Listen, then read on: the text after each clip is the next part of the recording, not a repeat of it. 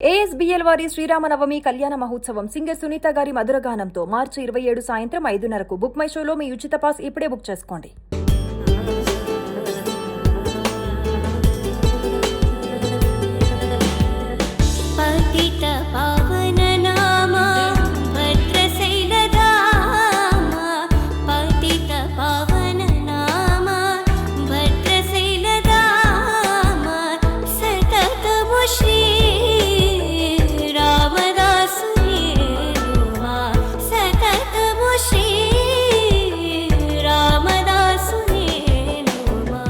జై శ్రీరామ్. సుమన్ టీవీకి స్వాగతం. నేను గీతాంజలి. స్వీకరమౌ శ్రీరామనామం జీవామృత సారం, పావనమే రఘురామనామం భవతారక మంత్రం. శ్రీరామచంద్రుల వారిని ఎంత చూసినా, వారి గురించి ఎంత విన్నా తనివి తీరదు అంటారు.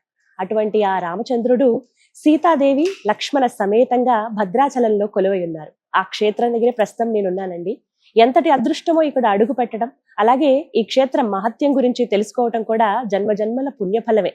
అలాగే ఆ స్వామివారిని కూడా దర్శించుకున్నాను, అది ఇంకా మహద్భాగ్యంగా అనుకుంటూ, అలాగే ఇక్కడ విశేషాలన్నీ ఇవాల్టి కార్యక్రమంలో మీకు వివరించబోతున్నాను.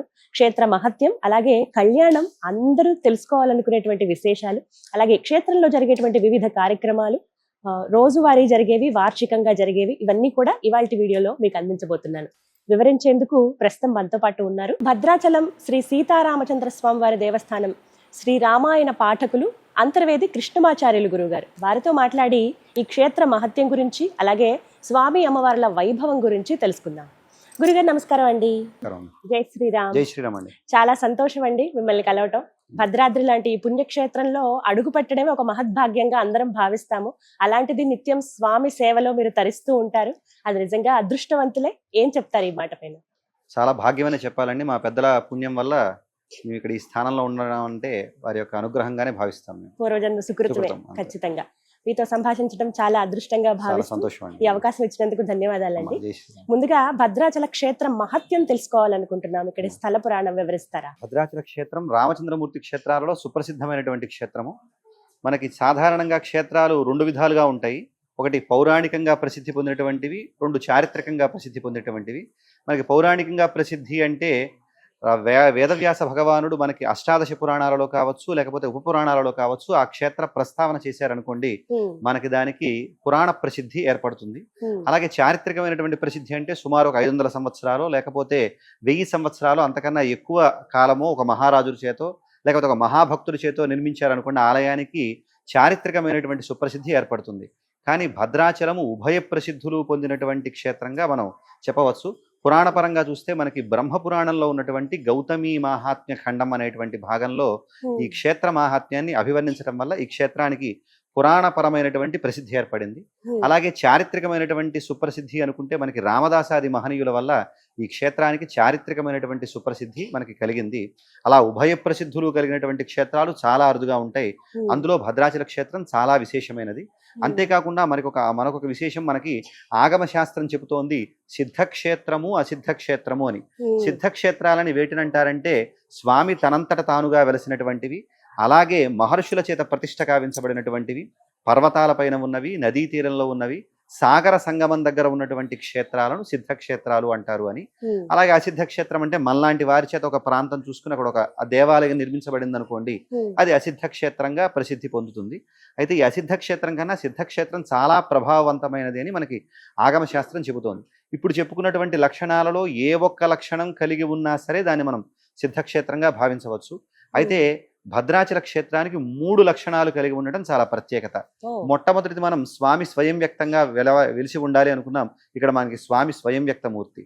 రెండవది పర్వతం పైన ఉన్నా సరే దాన్ని సిద్ధక్షేత్రం అనుకున్నాము. ఇక్కడ స్వామి పర్వతం పైన ఉన్నాడు. ఈ పర్వతం కూడా మరొక ప్రత్యేకత, ఇది మామూలు పర్వతం కాదు, ఒక మహర్షే పర్వతంగా రూపుదాలిస్తే ఏర్పడినటువంటి పర్వతం. అందులో ఒక రెండవ ప్రత్యేకత. మూడవది నదీ తీరంలో ఉన్నా సరే దానికి సిద్ధక్షేత్రము అనుకున్నాము.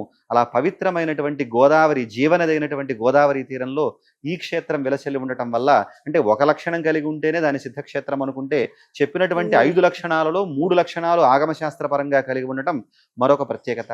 అటువంటి ఈ క్షేత్ర మాహాత్మ్యం మనం ఇందాక చెప్పుకున్నట్లుగా బ్రహ్మపురాణంలో ఉన్నటువంటి గౌతమీ మాహాత్మ్య ఖండంలో 112వ అధ్యాయంలో ఈ క్షేత్ర మాహాత్మ్యాన్ని వివరించడం జరిగింది. శృణుశౌనక భూయోపి భక్తకల్ప తరోర్హరేహే మాహాత్మ్యం రామభద్రస్య భద్రాద్రి శిఖరస్థితే అంటూ ప్రారంభమైంది ఆ భాగము. శౌనకాది మహానుభావులారా, భద్రాచలంలో ఉన్నటువంటి రామచంద్రమూర్తి యొక్క చరిత్రను మీకు తెలియజేస్తాను, మీరు శ్రద్ధగా వినవలసింది అంటూ ప్రారంభించాడు సూత మహర్షి శౌనకాది మహర్షులకు. పురారామో దండకాయాం సంచరన్ పాదచారత అని చెప్పినట్లుగా పూర్వం రామచంద్రమూర్తి దండకారణ్యంలో పాదచారియే సంచరిస్తున్నట్ట. దానికి గల కారణాన్ని మనకి రామాయణం వివరిస్తోంది. అరణ్యవాస నిమిత్తంతో పితృవాక్య పరిపాలన కోసం స్వామి దండకారణ్యంలో నివాసం ఉండటానికి వచ్చాడు. అలా ఉన్నటువంటి సందర్భంలో ఆయన 10 సంవత్సరాల అరణ్యవాస దీక్షను ముగించుకున్నటువంటి వాడే 14 సంవత్సరాలలో అగస్త్య మహర్షిని కలుసుకుని, అయ్యా, మాకు నివాసయోగ్యమైనటువంటి ప్రాంతం ఏదైనా ఉంటే ఒకటి సూచించవలసింది, జల సమృద్ధి ఫల సమృద్ధి ఉన్నటువంటి ప్రాంతం మాకు ఏదైనా ఉంటే చెప్పవలసింది అని ఆయన్ని అడగగా, అయ్యా, ఇక్కడికి 10 క్రోసుల దూరంలో మీకు పర్ణశాల అనేటువంటి ప్రాంతం ఉన్నది, అక్కడ మీరు నివాసయోగ్యమైనటువంటి ప్రాంతం పంచవటి అనేటువంటిది, చక్కగా అక్కడ జల సమృద్ధి ఫల సమృద్ధి ఉన్నటువంటి ప్రాంతం, మీరు అక్కడ సుఖంగా ఉండవచ్చు అంటే ఆ మహర్షి దగ్గర సెలవు తీసుకున్నటువంటి సీతారామ లక్ష్మణులు ముగ్గురు కూడా అందాల తీరం గోదావరిలో ఉన్నటువంటి ప్రాంతం ఈ పంచవటి ప్రాంతానికి చేరుకున్నాడు. అక్కడ రామచంద్రమూర్తి 2.5 సంవత్సరాల పైచిలుకు కాలం సుఖంగా కాలం గడిపినట్టుగా మనకి రామాయణంలో ఉన్నటువంటి అరణ్యకాండ ద్వారా తెలుస్తోంది. అక్కడ పర్ణశాల నిర్మించుకుని సుఖంగా ఉన్నాడు. అయితే ఈ 2.5 సంవత్సరాల కాలం చాలా ప్రత్యేకమైనటువంటి కాలంగా మనం చెప్పవచ్చు. ఎందుకంటే రామచంద్రమూర్తి అరణ్యవాసం ప్రారంభించిన దగ్గర నుంచి, అంటే అయోధ్య నుంచి బయలుదేరిన దగ్గర నుంచి, సాధారణంగా ఇది ఒక చోట కూర్చున్నాడంటే ఒక పెద్ద క్షేత్రం, ఒక దగ్గర పడుకున్నాడంటే గొప్ప పెద్ద క్షేత్రం, ఇక్కడ రామచంద్రమూర్తి ఇక్కడ తిన్నాడని చెప్పి అలా రామపాద స్పర్శతో పునీతమైనటువంటి ప్రాంతాలన్నీ కూడా మనకి పవిత్రంగా భావిస్తాము. అయితే కేవలం ఆ ఒక్క కసేపు భాగ్యానికి అంత పుణ్యం పొందితే మరి 2.5 సంవత్సరాల పైచిలుకు కాలం సీతారామ లక్ష్మణులు ముగ్గురు కూడా సుఖంగా సంచరించినటువంటి ప్రాంతం ఇంకెంత గొప్పదై ఉండాలి. అందుకని సింహస్థ గురుమాహాత్మ్యం అనేటువంటి భాగం స్కాంద పురాణంలో ఉన్నటువంటి భాగం తెలియజేస్తోంది. మనకి ఎవరైతే అక్కడ పర్ణశాలలో ఉన్నటువంటి గోదావరిలో స్నానం చేసి అక్కడ ఉన్నటువంటి స్వామిని దర్శిస్తారో వారికి సమస్త శోకాలు కూడా దూరం అవుతాయి అని చెప్పి, అదుగోండి ఆ పుణ్యమైనటువంటి క్షేత్ర నివాసమే ఈ భద్రాచల క్షేత్ర ఆవిర్భావానికి కూడా కారణమైంది. అక్కడ ఉన్నటువంటి సందర్భంలో రామచంద్రమూర్తి పర్ణశాల పరిసర ప్రాంతాలన్నీ విహరిస్తూ ఆ ఆట విడుపు కోసం ఇప్పుడు ప్రస్తుతం మనం ఎక్కడైతే భద్రాచల క్షేత్రం ఉందో అక్కడికి వచ్చారు. అలసిపోయినటువంటి స్వామి విశ్రాంతి తీసుకుందామంటే ఇక్కడ పెద్ద శిల కనిపించింది. ఆ శిల పైన ఆసీనుడయ్యాడు ఆయన. అయితే ఇప్పటి వరకు ఆయన ఎన్నో శిలల పైన కూర్చుని ఉంటాడు, పడుకుని ఉంటాడు. మరి రాజ్యంలో లాగా హంసతూలికా తల్పాలు మెత్తనైనటువంటి పరుపులు ఉండవు. సాధారణంగా పడుకోవాల్సింది కూర్చోవలసింది నేలపైనే లేకపోతే శిలలపైనే. కానీ ఆయనకి ఎక్కడ కూర్చున్నా పొందనటువంటి ఆనందం ఇక్కడ ఉన్నటువంటి ఈ శిలపైన కూర్చోవటం వల్ల ఆయనకి లభించింది. పరమానందం చెందాడు స్వామి. లేచి ఆశీర్వదించాడు. భవిష్యసి మహాత్మాత్వం భక్తోసి గిరిరూపధృత్ అంటూ, అంటే గిరి రూపంలో ఉన్నటువంటి ఓ మహాత్మ రాబోయే కాలంలో గొప్ప భక్తుడివై జన్మించుమా అని చెప్పి ఆ శిలని ఆశీర్వదించడం జరిగింది. అయితే సాధారణంగా ఏంటంటే ఏదో శిలపైన కూర్చుందాన్ని అలా ఆశీర్వదిస్తారా అంటే మనకు అక్కడ అనిపిస్తుంది కొద్దిగా ఏదో ఇది వింతగా అనిపించింది. కానీ రామచంద్రమూర్తికి ఉన్నటువంటి 16 గుణాలలో ఉత్తమోత్తమైనటువంటి గుణాలలో కృతజ్ఞత అనేటువంటి గుణం, అంటే తనకి ఆనందాన్ని అందించింది. చేతనమైనా సరే అచేతనమైనా సరే దాన్ని గొప్పగా అనుగ్రహించే గుణం, అదుగోండి ఆ గుణమే ఈయన్ని దీవించేలా చేసింది. ఆ తర్వాత రామచంద్రమూర్తి మళ్ళా పర్ణశాలకు వెళ్ళిపోవడం, రామావతార పరమార్థాలైనటువంటి రావణ సంహారము, అలాగే రామరాజ్య స్థాపన మొదలైనటువంటివన్నీ కూడా పరిపూర్తయ్యాయి. తర్వాత కాలంలో మేరు దంపతులు అనేవారు ఉన్నారు. వారు బ్రహ్మదేవుడి గురించి తపస్సు చేశారు పుత్ర సంతానం కోసం. బ్రహ్మదేవుడు ప్రత్యక్షమై ఏం వరం కావాలో కోరుకోమన్నాడు. దానికి వారు నిత్యము కూడా రామభక్తి ఏక శరణం రామార్చన రతం సదా కుల సంరక్షణార్థాయ దేహి పుత్రం అకల్మషం అనేటువంటి వరాన్ని అడిగారు. అయ్యా, మాకు నిత్యము కూడా రామభక్తి భరితుడైనటువంటి వాడు పుత్ర సంతానాన్ని మాకు వంశక్షేమం కోసం ప్రసాదించవలసింది అని చెప్పి ప్రార్థిస్తే తథాస్తు అన్నాడు బ్రహ్మదేవుడు. బ్రహ్మదేవుడి వరప్రభావంతో ఇందాక రామచంద్రమూర్తి అరణ్యవాసంలో ఏ శిలపైనైతే ఆసీనుడయ్యి ఆనందం చెంది రాబోయే కాలంలో నా భక్తుడివై జన్మించి తరిస్తావు అని చెప్పి దీవించి వెళ్ళాడో అదుగోండి ఆ శిలలో ఉన్నటువంటి జీవశక్తే బ్రహ్మ వరప్రభావంతో ఈ దంపతులకు భద్రుడు అనేటువంటి పేరుతో జన్మించడం జరిగింది. అలా పుట్టినటువంటి వాడు కాబట్టి ఈ పిల్లవాడు నిత్యము కూడా రామానుగ్రహంతో జన్మించడం వల్ల నిత్యము రాముణ్ణి ధ్యానిస్తూ ఆయన్నే స్మరిస్తూ ఉన్నాడు. అలా ఉన్నటువంటి బాలభక్తుడైనటువంటి భద్రుడి దగ్గరికి ఒకనాడు నారద మహర్షి విచ్చేశాడు. విచ్చేసి తరింపజేసేటువంటి రామతారకాన్ని ఉపదేశించి, నీవు రామచంద్రమూర్తి యొక్క అనుగ్రహంతో జన్మించావయ్యా, కాబట్టి నీకు రామచంద్రమూర్తి యొక్క దర్శనం తప్పక లభిస్తుంది అని చెప్పి దీవించాడు. ఎప్పుడైతే అటువంటి దీవెనలు పొందాడో ఈయనకి రాముణ్ణి చూడాలన్న కోరిక కలిగింది. అయితే ఇప్పుడు రాముని చూద్దామంటే ఆయన అయోధ్యలో ఉన్నాడా? లేడు, అవతారం సాలించాడు కదా. మరి మళ్ళీ రాముని చూడాలంటే ఎలా అనేటువంటి దానికి ఉంటే కింకిమ్న సాధగితే అంటే తపస్సు ద్వారా దేనినైనా సాధించవచ్చు అనేటువంటి దాన్ని తీసుకొని తాను ఎక్కడైతే శిలగా పడి ఉంటే ఆనాడు రామచంద్రమూర్తి యొక్క ఆశీర్వాదం లభించడం జరిగిందో ఆ ప్రాంతం మళ్ళా పవిత్ర గోదావరి తీరంలో ఉన్నటువంటి ఈ ప్రాంతానికి వచ్చి తపవుగ్రం సమాలేభే రామదర్శన లాలస అన్నట్లుగా ఎన్నో వేల సంవత్సరాల పాటు కఠోరమైనటువంటి తపస్సుని ఆచరించాడు భద్రుడు.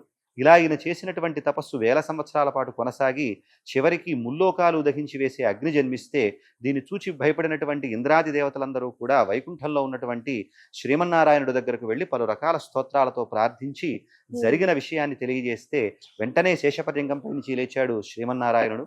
భక్త చింతానుసారేణ జాయతే భగవాన్ అజహ అని చెప్పినట్లుగా భక్తుడు ఏ రూపాన్నైతే ఉపాసిస్తాడో భగవానుడు ఆ భక్తుడికి ఆ రూపంలో దర్శనమిస్తాడు. ఇప్పుడు భద్రుడు ఉపాసిస్తున్నటువంటి రూపం రామరూపం కాబట్టి శుభకరమైనటువంటి శ్రీరామునిలా మారాడు శ్రీమన్నారాయణుడు. వైకుంఠం నుంచి కదిలాడు. అలా కదిలి వచ్చేటువంటి స్వామిని నారాయణుణ్ణి లక్ష్మీదేవి సీతగా మారి, అలాగే శేషుడు లక్ష్మణుడుగా మారి అనుసరించడం జరిగింది. శ్రీరమ సీతగాగా నిజసేవక బృందము వీర వైష్ణవాచార జనంబుగా అని రామదాసు గారు అభివర్ణించినట్లుగా వైకుంఠం మొత్తం కదిలింది. ఎక్కడైతే భద్రుడు తపస్సు చేస్తున్నాడో అక్కడ మెదిలింది. వచ్చినటువంటి స్వామి అన్నాడు, భద్రాని తపస్సుకు మెచ్చాను, వరమీయ వచ్చాను, ఏం కావాలో కోరుకు అనుగ్రహిస్తాను అన్నాడు. అయ్యా, నేను ఏ వరాలు కోరి తపస్సు చేయలేదు స్వామి, కేవలం నిన్ను చూద్దామని మాత్రమే తపస్సు చేశాను. కానీ నీవు కోరుకోమన్నావు కాబట్టి, నీ మాట కాదనటం నాకు ఇష్టం లేదు కాబట్టి, నేను ఎన్నో వేల సంవత్సరాల పాటు కష్టపడితే కానీ నీ దివ్యమంగళ రూపాన్ని నేను చూడలేకపోయాను కదా. కాబట్టి అలా కాకుండా నిన్ను సందర్శించేటువంటి భక్తులందరూ కూడా తరించిపోయేలా ఉండాలి అంటే ఇప్పుడు నాకు ఎలాగైతే కనిపించావో అనేనమే ప్రసన్నేన రూపేణ మమ మూర్ధని నివసత్వం రఘుశ్రేష్ఠ నాతఃకాంక్షే వరం ప్రభు అన్నాడు. ఇలా ఎలాగైతే కనిపించావో అలాగే నా శిరస్సు పైన అర్చామూర్తిగా నిలిచి ఉండవయ్యా అని చెప్పి కోరుకోగానే దానికి తథాస్తు అన్నాడు స్వామి. భద్రుడు ఎప్పుడైతే అలా కొండగా మారిపోయాడు, భద్రుడు కొండగా మారినటువంటి ప్రాంతం కాబట్టి ఈ క్షేత్రం భద్రాచలంగా ప్రసిద్ధి చెందింది.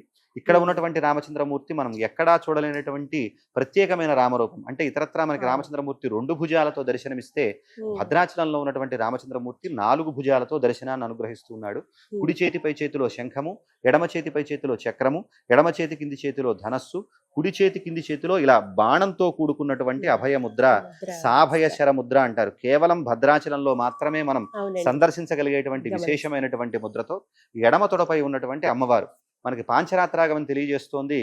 అమ్మవారు గనక స్వామివారికి కుడి పక్కన ఉంటే ఆవిడ ఐశ్వర్యాన్ని, ఎడమ ప్రక్కన ఉంటే మోక్షాన్ని ప్రసాదిస్తుంది అని చెప్పి, అలా మోక్ష సులభంగా లభించేటువంటి ప్రాంతం ఏదయ్యా అంటే మనకి బ్రహ్మపురాణం చెబుతోంది ఈ కలియుగంలో భద్రాచలమే సులభంగా మోక్షాన్ని లభింపజేసేటువంటి ప్రాంతము అని.